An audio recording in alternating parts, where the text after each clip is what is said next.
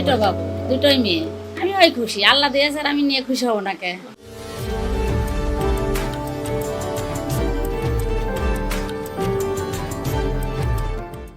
প্রথম কন্যা আভার বয়স এখন 4.5 বছর। মা জুইয়ের গর্ভে তখন আরেকটি নতুন প্রাণ। চিকিৎসকেরা সিজার করানোর সময় দিয়েছিলেন পহেলা বৈশাখের পরে, কিন্তু সেই অপেক্ষা আর হয়নি।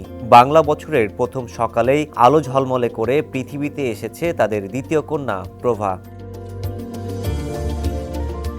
ছোট্ট সংসার, সীমিত আয়ের জীবন। 2020 সালে জুইয়ের বিয়ে হয় কুষ্টিয়ার চৌড়হাসে আইনজীবীর সহকারী অভির সঙ্গে।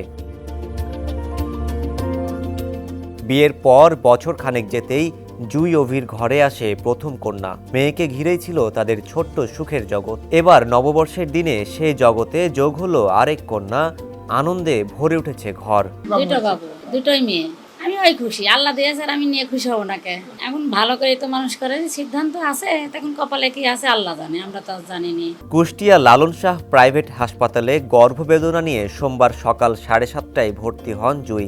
1 ঘন্টার মধ্যে অস্ত্রোপচারের মাধ্যমে তিনি জন্ম দেন দ্বিতীয় কন্যা সন্তানের। এই পয়লা বৈশাখে প্রথম বেবি হয়েছে আমাদের এখানে, সেটার জন্য আমরা খুব খুশি।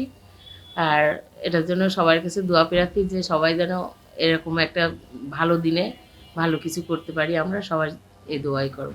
জি, বাচ্চা ভালো আছে, বাচ্চা আল্লাহর রহমতে।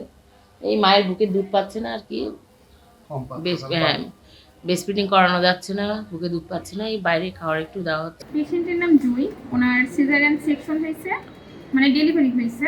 কবে ওনার হয়েছে? হচ্ছে ডেলিভারি হয়েছে 14 তারিখে। পয়লা বৈশাখে? জি, পহেলা বৈশাখ। টাইম হচ্ছে রাত 8টা, সকাল 8:30।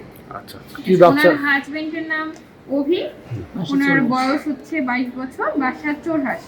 আচ্ছা, বাচ্চার ওজন কতটুকু হয়েছে? বাচ্চার ওজন হয়েছে, বেবি হয়েছে, মেয়ে বেবি 2 কেজি 500। ওনার 37 উইকসে বাচ্চাটা হয়েছে, মানে ভালো আছে, সমস্যা নাই, হেলদি টেলদি সব কিছুতেই ভালো আছে। প্রথম বেবিও সিজার হয়েছে, দ্বিতীয়টাও সিজার। এসএসসি পাস জুই মেয়েদের উচ্চশিক্ষিত করতে চান। সংসারের টানাপোড়েন থাকলেও মেয়েদের প্রতি তিনি সবসময় যত্নশীল। তাদের সব আবদার পূরণ করার চেষ্টা করবেন বলেও জানান তিনি। দুইটা মেয়েকে আল্লাহর রহমতে ভালোভাবে মানুষ করতে চাইতো। নতুন বছরে এক নতুন জীবনের শুরু। বৈশাখের এই আনন্দ যেন ছড়িয়ে পড়ে সবার ঘরে ঘরে।